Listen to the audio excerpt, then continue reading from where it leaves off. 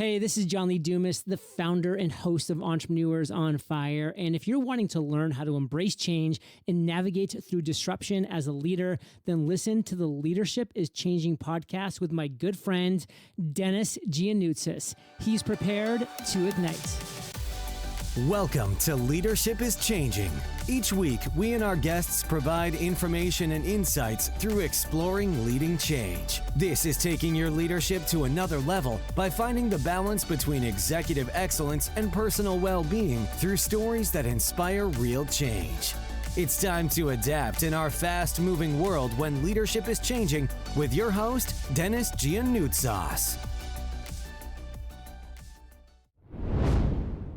Well, I'm a Waikato boy. I studied in Hamilton before I moved to Auckland to advance my career. I originally was a science guy by training, but I quickly discovered my passion for business when I moved into my first sales role when I was 22. And it's then that I found engaging with people was my true passion and skill. That kind of led me through a range of leadership roles over the years in New Zealand and Australia and working around Asia Pac in all sorts of different roles. So yeah, it's been quite a journey from those early days in Hamilton. Yeah, I bet. And tell me, how did you get into leadership? Well, I got my first sales manager's job in my early 20s, and I just went from there and seemed to grow organically. Every couple of years, something more got added. And it's over the years, it's been funny as I've had grads or people just getting started in their careers come to me and say, how do I get ahead? What's the secret? And my usual response to those people is, you've got to smash the role you're in. You really got to do a great job of what you're doing, and then broaden it. But don't be afraid once you've earned that to ask for more responsibility and show that you're capable of growing. I firmly believe you need to earn opportunities, so it all starts with doing a great job of what you're already responsible for. Yeah, nothing like delivering well and executing on what you're actually going to say you're going to do. Yeah. And as you say, smash it and knock it out of the ballpark, as we say, another way of saying it. And if you do that, then your reputation, your brand, all of that gets a lot better, and people start to think about, wow, what can this person do for us? Which is fantastic, right? It's funny how that just seems to happen. People say, oh, I got lucky. And I'm a big believer that you make your luck, you create luck, and you do the right things, and you'll get noticed. Yeah, absolutely. Yeah, and you'll also get noticed if you don't do things well either, but you want to get noticed for the right things, right? Yeah, exactly. Sure. Yeah, exactly, yeah. Hey, look, you may have many of these, but I just want to ask you, who's your favorite leader? And this person could be alive or from history. So who's your favorite leader and why? Because I like telling stories, I think that's a great attribute of a leader. I've always admired Steve Jobs. I think the way he tells stories, the way he was quite a visionary. Many have read his books written about him. He may not have been perfect, that's for sure, but he certainly took Apple and all of us to a place that none of us could have imagined. So just his ability to captivate us and tell a story. And I talk a lot to people these days about pitching and presentations and things. And I still think that launch of if anyone wants to ever know anything about how to do a presentation, just watch the launch of the first ever iPhone. I think that was pretty incredible. So yeah, he's someone I've always admired. Okay, and tell us a little bit more about the storytelling. Why is that important for doing storytelling or using storytelling and probably actually doing it very well? Why is that important? Yeah, it's the eraser. I talk a lot about that with my clients because people are used to talking about communication. What's your communication strategy? And I encourage people in the sustainability world, especially, to think about telling stories because that's how you build engagement for me.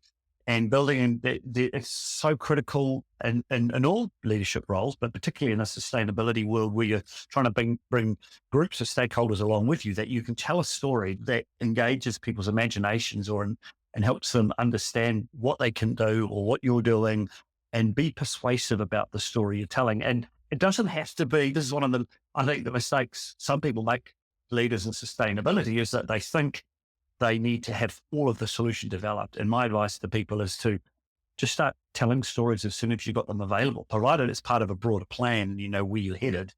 Bring people along, be authentic and share your stories as soon as you can. And that applies to leadership. People will follow you for sure if you show your authentic, natural self and have the confidence, even if you're not perfect, to tell some stories. Yeah, I think it's an underrated skill that we all need to do more of. Yeah, and I like how you talk about the authentic side of things, because I think people can start telling stories, but there's stories in their stories. If you're authentic, that's great because people can see right through if you're not being authentic. But I really like it. So tell stories to build engagement. So engaging people in their imagination. And I know that even when we're kids, or even if those who have got kids, they love to hear stories. And so why I think it's taking them on that emotional journey, is taking them on a journey. Yeah. And if we can connect people that way, it's fantastic.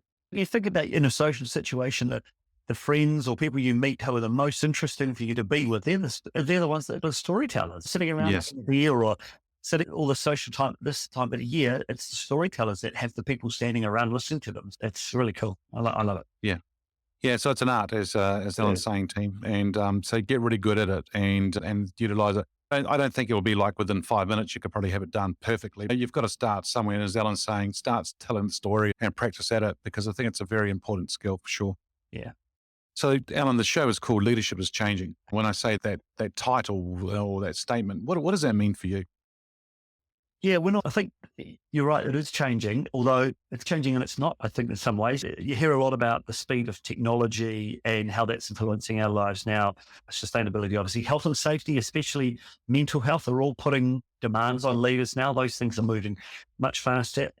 However, I really think the essence of being a leader hasn't changed that much. Connecting with people, caring about them, and I think really caring about people. There's one thing to say it. There's another thing to actually go and talk to people and ask them face to face what matters in your life right now. Really care about them, making the tough calls. We've been able to weed through, this has come through quite a bit for me over my career, being able to weed through the issues and make things simple. If you can get your strategy, I'm a big fan of getting your strategy on one page. And I talk to in the sustainability world, people about businesses about creating a framework and a sustainability framework. If you can't tell your story or your strategy or your program in one page, I think you've got to go back and reflect. Connecting with people, really caring, making tough calls, simplifying things. I think that's what really counts, and it will enable you to cope with change really effectively. Yeah, that's good. And as you're saying, sharing that with people is really good, because I think if we can do that really well, to storytelling and being able to help people understand where they're going, communicating really well, that's where you can engage with them. That's when they can act on things and get action happening. And that's when they commit to the story, to things as we do that. And I know that it's what you do in your business side of things as well, that you take clients through that to make sure they do that for sure, which is really interesting to see. And as you said, there is a lot of stuff changing, but some of it isn't. So there's a lot, probably another way of maybe saying it is there's a lot more focus in different areas. Sustainability is one. And we're talking about an environmental side, but it's also probably sustainability of an organization too. Would that be true? Yeah. Yeah. People, when you first talk to companies about sustainability, people, I think, naturally think about the environmental side of it. But COVID's taught us nothing this year. It's that social sustainability is super critical, right? We do have to take care of the planet. That hasn't gone away. And many companies haven't started on that journey. But the social side of things is really top of mind, which the trauma and that people have been through, and just the anxiety and the demands on mental health. I think it's pretty critical. But I'm also ultimately a commercial guy at heart. And if you don't secure the economic sustainability of the business, then you can't create that ability to do those other things effectively. And actually, I was at the Sustainable Business Awards last week, and we talked a bit about this sort of thing amongst the group. And if you don't secure your economic future, you don't really create a platform to do those other things, take care of people. So it's about balance these days. It's about getting all three aspects of sustainability balanced, and it hasn't always been like that. I think, it's always interesting listening to your profile being read, and you think, trying to reflect on all of those moments, because when I do reflect on it, it's quite interesting to think about all of the range of activities you end up getting involved with.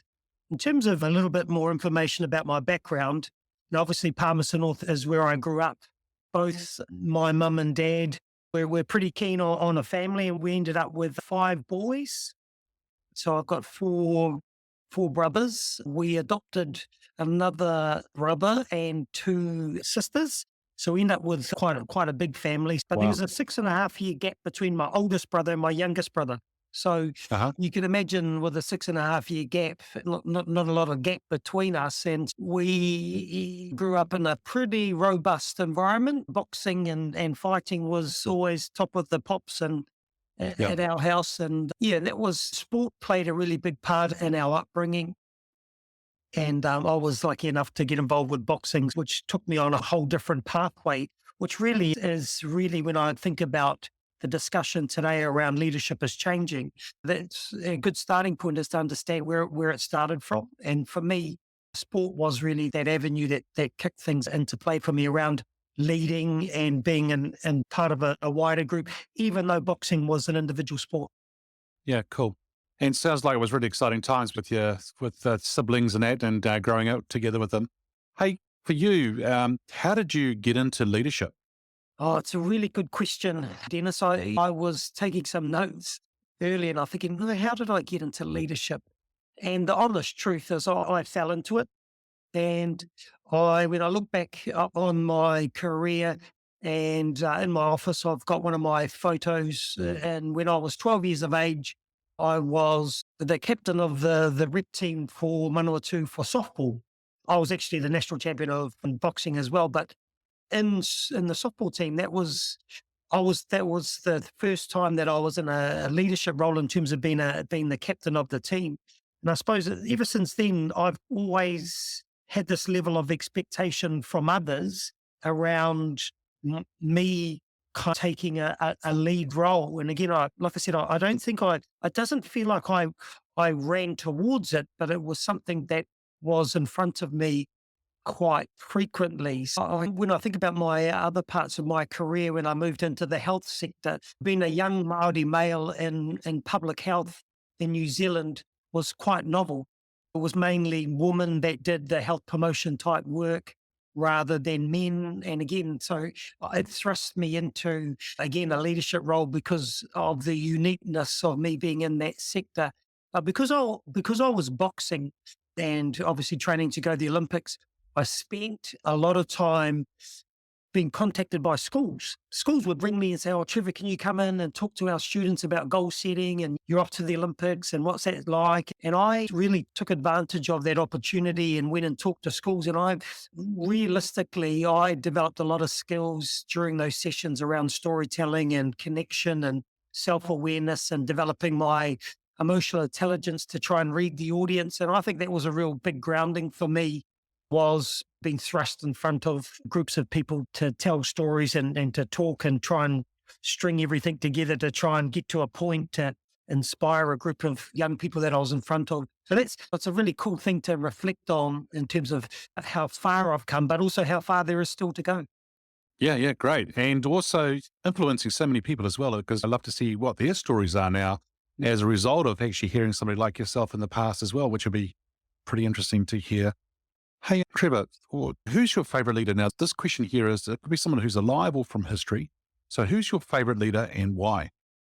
It's a pretty big question because, again, I think it's hard to pinpoint any one individual. I think of over the years when I think about leaders and mentors and people that have come in and out of my life who I've been able to learn something from or take something from, it has been quite vast. And I've been fortunate when I think about when the student's ready, the teacher turns up. And I've been fortunate that a number of teachers who are leaders have turned up in my life. But the person that I'm going to talk about is a guy by the name of Amster Reedy. Amster passed away a few years ago now in 2012. What's it, 8 years?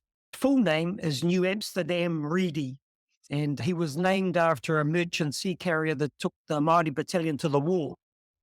And he was the eldest child of 18. And 18?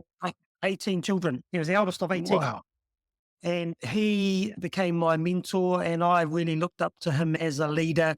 He was an amazing man, both in terms of his cultural knowledge and the depth of his cultural knowledge, but also the way in which he was able to connect through his humility.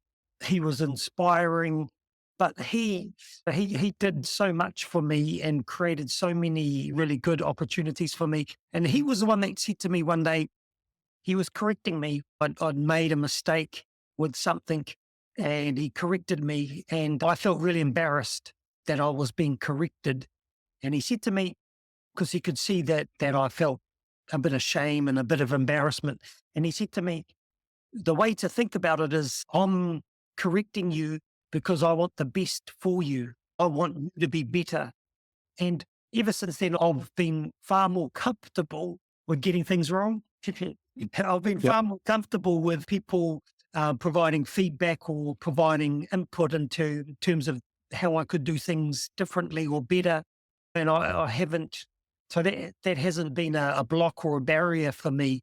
Emps he was an incredible individual. I could tell you stories for days, Dennis. We traveled together overseas. We did some amazing work in the cultural space with the New Zealand Olympic team and different organizations that he and I both worked for, because we ended up joining up together and working quite closely on a range of projects that were about health and well-being. But when I'd be sitting in the room from a cultural perspective, and there'll be a cultural piece or a welcome to our process, and Amps was amazing in terms of his level of cultural knowledge and understanding of all the rituals and so forth.